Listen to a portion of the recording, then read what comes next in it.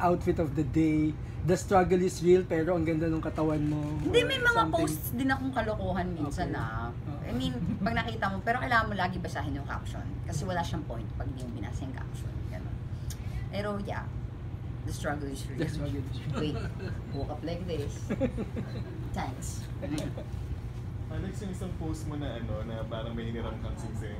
Oh. Ano kwento nun? Wala lang. Actually, na-post ko na yung singsing na yun before kay Asun Taiwan. Sobrang laki talaga. Yung parang pag tinignan mo yung, sino susutan ka nito? Pikat-pikat buong araw. Itong mga mayayaman na to, puro arte. Tapos sinuot ko lang siya parang, post ko nga sa IG, kunyari, yamanin ako. Yung gano'n. Yun lang. So, pinost ko lang. I said yes to pahiram. Yung pahiram nga, ganyan. Okay. Tapos ginayan din ng nanay ko, hiniram din niya. Diba? Ang gitera siya. Akala tuloy ng mga hindi nagbabasa, may next chapter ka Exactly. Kapag hindi ka nagbasa ng caption, walang mangyayari. Ganon. Yun lang. Any questions? Or answer? Alex, sa kwento mo kanina ng moving on, paano ka nag-move on sa mga plastic na tao sa buhay? Wala. Alam mo, sa totoo lang, mabait talaga si God. I think, #blessed. Yeah, charot. Pag may nawawalang tao, sobrang daming bumabalik. Yung bang hindi mo nakakausap na before, na yung mga ka-close mo dati na nawawala, bigla silang bumabalik. Lahat. Yung parang isa lang yung nawala, pero 20 yung bumalik. Eh bakit naman hindi, di ba? Talaga makaka-move on ka. Lagi kang bibigyan ni God ng distraction na hindi mo na maisip yung pain na pinagdadaanan. Pero sa mga nawala, may pinanghinayanan. Honestly, wala.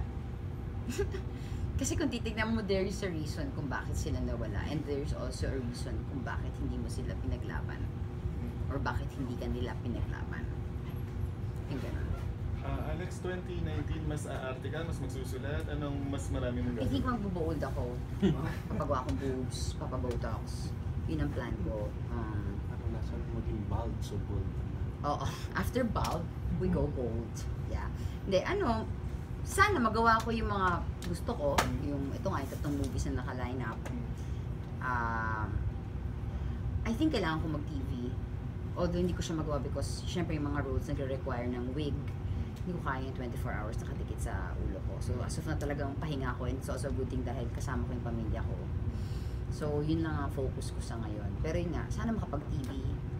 Yung kayang tanggapin yung itsura ko sa ngayon.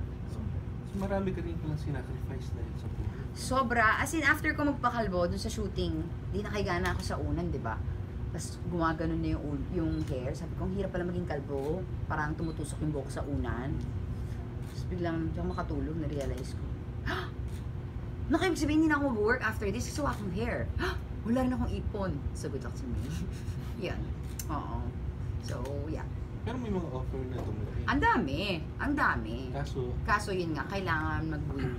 So sabi ko, wag na lang po kasi kung nakakabit yan ng sobrang tagal, mainit and all, ayokong juminit yung ulo ko. ano naman masama kung hindi ka nakauwi? Okay naman yung Alam mo naman, stereotype, pagbida, dapat maganda, mahaba buhok, maputi, malaki boobs. Asan ang stereotype? Hindi na nga ako ganun kaganda, wala pa akong hair. Ano to? Ako din parang gusto kong actually yung naka-line up ko for January sana, end of January. Ganito talaga yung hair niya nung character. So, sana nga ma-shoot na kasi baka humaba, diba? Pero okay lang din naman. Kailangan kong, wala na choice, kailangan ko siyang pahabain. Nung sinabing kailangan mo magpakalbo? Ako nagsabi Ikaw. Kasi concept ko yun Sabi ko gusto ko pag ganyan, tapos kalbo na siya. Tapos magpapakalbo ko ng totoo. Sure ka?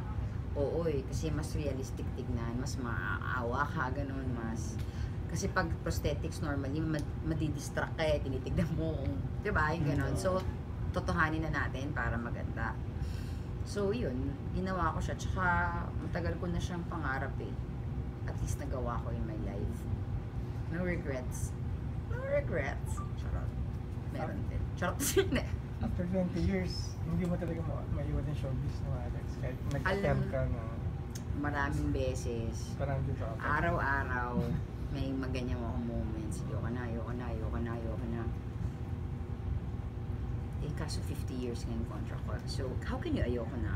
Ano mo bibigil sa'yo? Alin? Yung naisip mo. wala akong ibang alam. Nagkamali ako, dapat sinunod ko yung nanay ko na tapusin yung pag-aaral ko. Ayoko eh, yung hindi nga ako mahilig mag-aaral. Yung, ayoko na, artista na lang ako. Anak, tapusin mo, kailangan mo yan. No. So, nung mga times na gusto kong mag-quit, anong gagawin ko? Hindi, wala akong natapos. Wala ako ibang alam. Dito lang ako lumaki sa mundong to. So, siguro kaya nag-stem sa writing, directing, producing. Kasi ito lang talaga yung alam ko. Wala nang iba.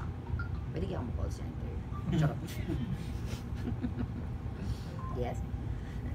Pero yung schooling, kasi hindi pa naman huli talaga lahat pero sa'yo. Ako yung may problema talaga. Aminado naman ako. Siguro, hindi ako masaya sa school before.